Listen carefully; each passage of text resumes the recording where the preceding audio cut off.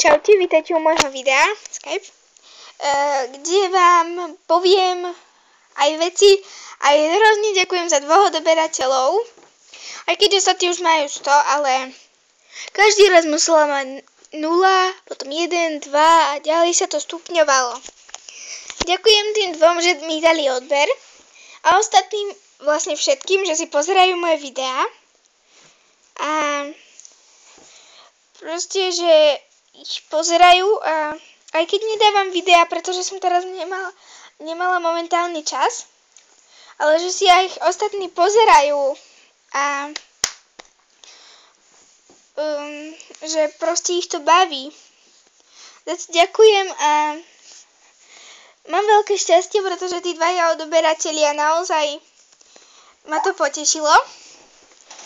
A ďalšia vec je, že asi v najbližších mesiacoch budem točiť Minecraft so známym let's playerom Enderforceom,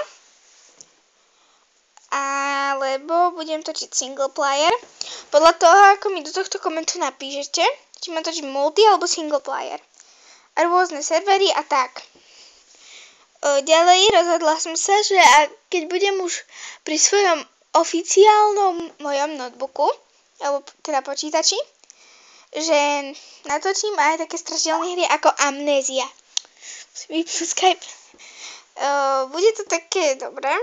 A samozrejme mapy si zvolíte vy. Takže toto bolo len poďakovanie a niečo k tomu. Ale ak sa vám videa nepáčia, prosím, nedávajte dislike a blbé komentáre, pretože ak sa vám to nepáči, tak to nepozerajte. A tak. Ďalej ešte čo? Skype uvediem v ďalšom videu, aby ste sa mohli ešte pýtať, pretože ten, čo som dala, ten je momentálne zablokovaný.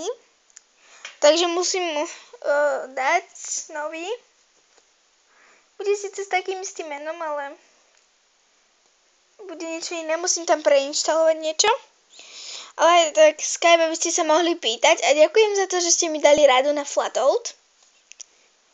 A ešte niekto mi písal, že chce, aby som natočila nejaký Counter-Strike. Neviem, čo to bolo. To ma veľmi potešilo, že aj chcete, aby som točila vlastne. Že ma nenecháte v tichu, lebo ja už vážne nemám nápady. Tak ja vám ďakujem, že ste si pozreli toto video. Keď tak like. Ďakujem 2 ešte raz odberateľom. A odber keď tak, aby ste boli 3 už. By ste ma potešili. Keď tak vám zahrám nejakú hru na prianie. A možno aj Happy Wheels. Keď sa mi podarí. To bude asi všetko a ak sa vám video nepáčilo, tak ho prosím nepozerajte, nedávajte dislike a dajte like, to ma viacej poteší ako dislike.